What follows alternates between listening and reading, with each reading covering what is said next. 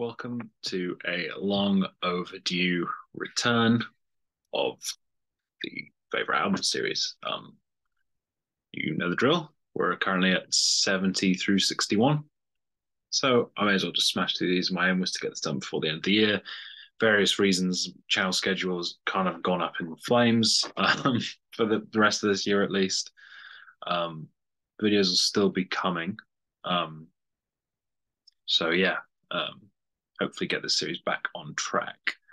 Um, so yeah, 70 through 61, interesting group of albums here. Number 70, we're going back into the realm of hip hop with Tribe Called Quest with the Low End Theory.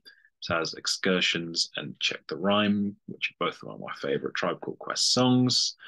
It's always good to get a bit of hip hop uh, sort of appreciation on this list. I like sort of shouting out the genre when I can. It's not my favorite genre, but there are definitely albums in the genre which I consider all timers, and this is one of them. Sort of the jazziness of it, the great drum samples and drum production just sounds so good.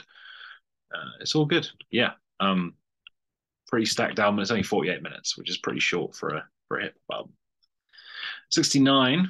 It's going to be another album from the 90s, probably a more album that's a bit more indicative of the 90s sound and music, and it is Park Life by Blur. Quite iconic, especially in the UK. Big singles, Girls and Boys, and the title track. End of a Century as well, such a great song. Trace Jacks, This Is a Low, To the End. I just think it's really stacked from front to back. It's a little bit long, but I think it's one of those albums I could chuck on, and it's so catchy and fun. So yeah, big fan of Park Life. It'll always be in my rotation. 68, we're going A Wizard, A True Star by Todd Rundgren. Really crazy album. I only discovered it this year, but every time I listen to it, I find new things to appreciate about it. Like so many great moments throughout the album, between International Feel, which is a perfect way to open, Zen Archer, which is this incredible composition, the medley of soul covers. Sometimes I Don't Know What to Feel is such a beautiful song as well. Yeah, I mean, it's hard to fault the album in any sense, really. I think it's really melodic whilst also being really crazy in a lot of spots, and you kind of have to hear it to believe it. It's definitely my favorite of Rundgren's, and it's grown me a lot over time. Then coming in at 67, back to the 90s, it's Crooked Rain by Pavement. Real classic. Love Cut Your Hair, love Gold Sounds. It's from 1994, what I consider one of the greatest years in music history. Yeah, it's just so strong. Range Life as well is such a great song. Science Kid as well, Elevate Me Later, just so many great ones. And I'm it's another one like Park Life where it's so catchy, and definitely one that's going to stay in my rotation for the foreseeable. I love it, and I have them since I first heard it. 66, we're going a bit more sort of classic.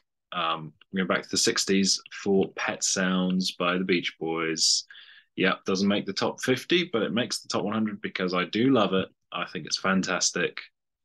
God Only Knows is one of my top 5 favorite songs ever for sure. Wouldn't It Be Nice? Sleep John B. I Just Wasn't Made for These Times, all favorites of mine as well. I'm Waiting for the Day. I Know There's an Answer. Just I think the harmonies are perfect. The production is immaculate. I think some of the songs do fall a bit below the incredibly high bar of the best songs, but that's like a very, very, very small complaint for me. I think it's one of the greats of all time, hence its placement on the list. 65, it's going to be an album that would have showed up a lot higher had I done this list when I was a bit younger, and it is Wish You Were Here by Pink Floyd, my favorite Pink Floyd album. Used to be one of my 10 favorite albums of all time, but I don't know, Pink Floyd are a band that I've kind of cooled on a little bit. I still think they're really good. They're really impressive what they do, but for my personal listening, they're not a band that I reach to incredibly often. But Wish You Were Here is the one that impresses me the most, and it has the title track, which is easily my favorite Pink Floyd song.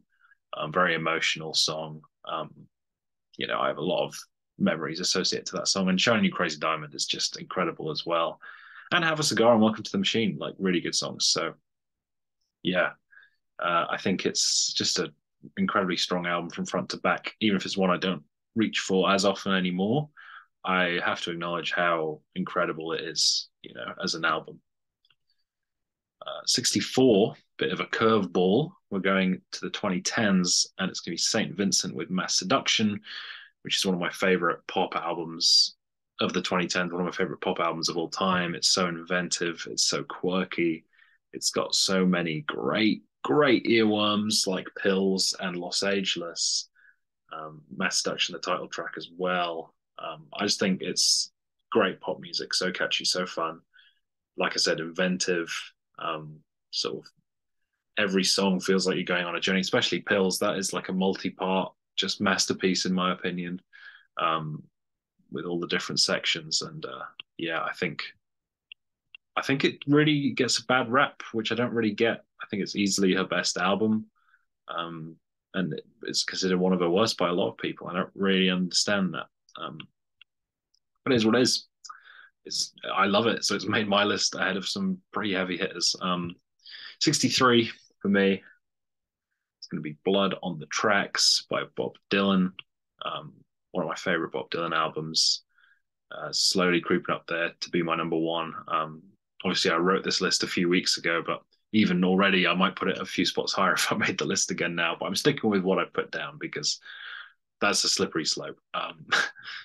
I think Blood on the Tracks is fantastic. It has You're Gonna Make Me Lonesome When You Go, probably my favorite Bob Dylan song at the moment. Tangled Up in Blue, obviously, Shelter from the Storm, Buckets of Rain, could go on and on and on. Really melancholic album, and with honestly some of his best songwriting. So Blood on the Tracks lands at 63. 62 is an album I've talked about on the channel. Talk Spirit of Eden. Go to the Talk video if you haven't seen it with Sam. I think it's a really good one, actually, one of our better album rankings. And I really do give that album its shine there. And I'll do it again now. I think it's a meditative experience, really raw and emotional in places, really soothing in places, really beautiful, great instrumentation. And Mark Hollis's vocals, though, are the star of the show, sort of ground everything and sort of center everything. So Spirit of Eden is my 62nd favorite album of all time. And 61, running on a bang. We're staying in the 80s. We're going with The Queen is Dead by The Smiths, which is my favorite Smiths studio album. I'm not counting Hatful of Hollow for this list, or else that would be higher. But this is going to be the only appearance of The Smiths, because I felt like Hatful was probably cheating if I'm going strictly by studio albums. But yeah, Queen is Dead is just, it's so good. Title track, amazing. Cemetery Gates, amazing. Boy with a Thorn Inside was the song that got me into the Smiths. There was Light That Will Never Go Out. Fantastic song as well. It's just got a great sound. Obviously, Johnny Marr's playing is unbelievable. And yeah, Morrissey's singing and his songwriting is also a pretty big standout, as well as the bass work on their stuff. So yeah, hope you enjoyed the latest installment. Hopefully the next one won't take as long to come out. Uncle Tupelo Songs is coming soon, so look out for that. And yeah, I suppose the album rankings will be less frequent from here on out, just for sort of practicality reasons on my end. So I'll be probably announcing a new series soon, something a bit more manageable time-wise than listening to all those albums and trying to pump these episodes out. So stay tuned for that. Whatever it is, I hope you come along for the ride. So yeah, thanks for watching.